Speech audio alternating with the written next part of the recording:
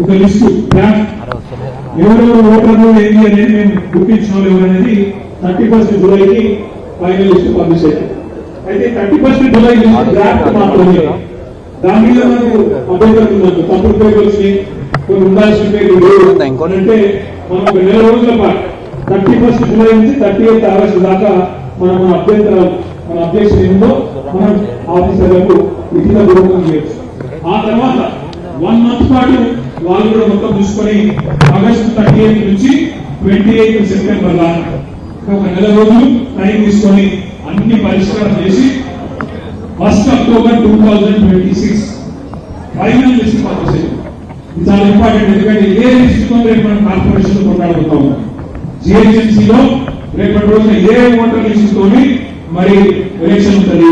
ఇది అయిననే మళ్ళీ next MLA election 2028 చివరికి ఉంటుంది. సో అందరికంటే ముందు వచ్చే ఎలక్షన్ ఏది? ఇప్పుడు అందరికంటే విషయాలు కోరుతున్నారు.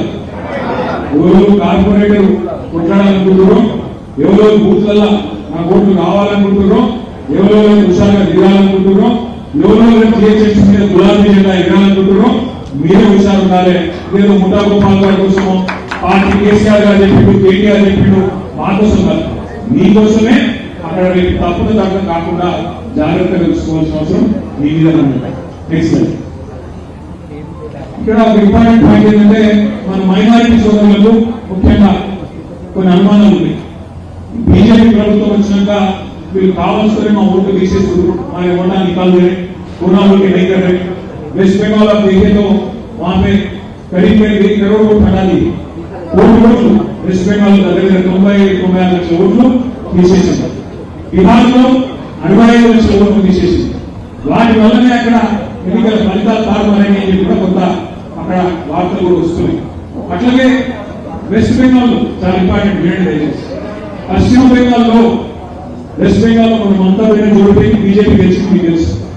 27 లక్షల మంది ఇక్కడ కాదు 95 లక్షల ఓట్లు తీసేస్తే 27 లక్షల మంది కోల్పోయారు. ఇంకా ఓట్లు ఉన్నాయి, ఆ వాద నడుస్తూనే ఉంది, కానీ వాళ్ళకు మన ఓటు లేదు. 27 లక్షల మంది మాకు ఓటు ఉండాలి, అట్లా తీస్తారు గడబడని చెప్పి వెస్ట్ బెంగాల్లో పోయింది. వాళ్ళు ఎంత పోయారు? వెస్ట్ బెంగాల్లో 21 లక్షల ఓట్లు తీసేసిన ఓట్లు 95 లక్షలు, ఓట్లు ఇంకా పెండింగ్ 27 లక్షలు, ఓటు పోయింది 21 లక్షల ఓట్లు. ఇంకా చాలా బద్మాషి ఉంటుంది, లంఘనం ఉంటుంది. అధికారంలో మనం లేము, ఇక్కడ కాంగ్రెస్ ఉన్నది, అక్కడ పైన బీజేపీ ఉన్నది. అందుకే బషీరాబాద్ లో రేపు 9 డివిజన్లు మీకు తెలవాలి అంటే ఎస్ఐఆర్ కార్యక్రమంలో ముఖ్యంగా బూత్ లెవెల్ ఏజెంట్లు చాలా చాలా జాగ్రత్తగా చాలా బాధ్యతగా వ్యవహారం చేయాల్సింది. మా తమ్ముడు జయసింహ గారికి, డివిజన్ అధ్యక్షులను, అట్లాగే బూత్ లెవెల్ అధ్యక్షులకు నేను కోరుతా ఉన్నా, ఇదేదో రొటీన్ కార్యక్రమం ఇక్కడ తీసుకోకండి. నష్టం జరిగితే కొన్నిసార్లు గవర్నమెంట్ కింద మీద అవుతున్నాయి, కాబట్టి జాగ్రత్తగా చూసుకోవాలని కూడా హృదయపూర్వకంగా కోరుతాను.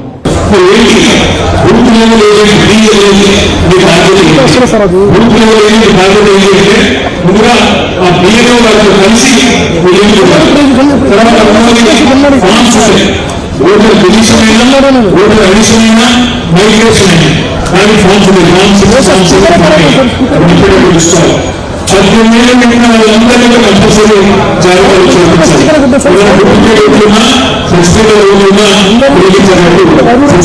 ప్రధానంగా బియ్యం బాధ్యత. మొదట మన సేవ బియ్యమే బాధ్యత. బియ్యంలో కూడా పార్టీ రెండవది ఆ బియ్యంలో వాళ్ళు ఏ జ్ఞాపకం రాష్ట్రాలు జాగ్రత్తగా గమనించండి. కొన్నిసార్లు ఓటర్ ఐడి తప్పకొట్టడం వల్ల మీకు అక్కడ వేరే రకమైన ఇబ్బందులు వచ్చే అవకాశం ఉంటుంది. కాబట్టి తప్పకుండా వారు ఎట్లా ఇంటర్వ్యూ చూసుకోండి. అట్లాగే ఇంపార్టెంట్ పాయింట్ ఏంటంటే కొంతమంది అన్నార్థం అంటే 2002లో ఓటు లేదు. ఆ రోజు ఎస్ఐఆర్ జరిగినప్పుడు 2002లో అక్కడ ఓటర్ లేదు, ఆయన అన్నార్థ ఓటర్. ఆయనది కొన్ని ఫామ్స్ చేయాలి, వెంటనే బిఎల్ఓకు సబ్మిట్ చేయాలి.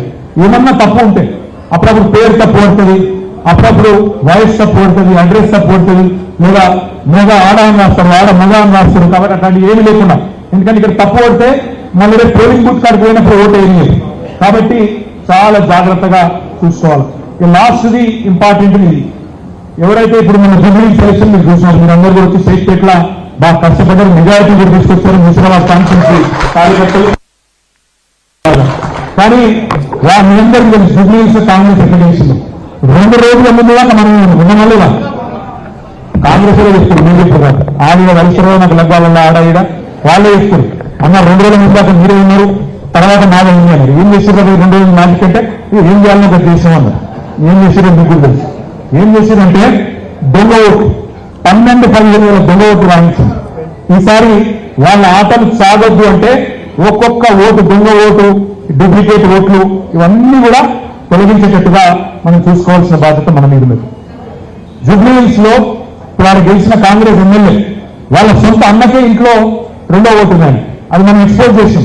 2 ఓట్లు ఉన్నాయి, ఒకటే ఇంకా 42 ఓట్లు ఉన్నాయంటే కూడా ఎలక్షన్ ఆఫీసర్ ఏమన్నాడంటే ఇప్పుడు చెప్తే ఇట్లా మీరు ముందే చెప్పాలిగా, ఇప్పుడు చెప్తే నేనేం చేయలేను, ఎలక్షన్ స్టార్ట్ అయిపోయింది, ఇవాళ ఓటేసే అధికారం ఉంటుందని చెప్పి తప్పించుకున్నాడు.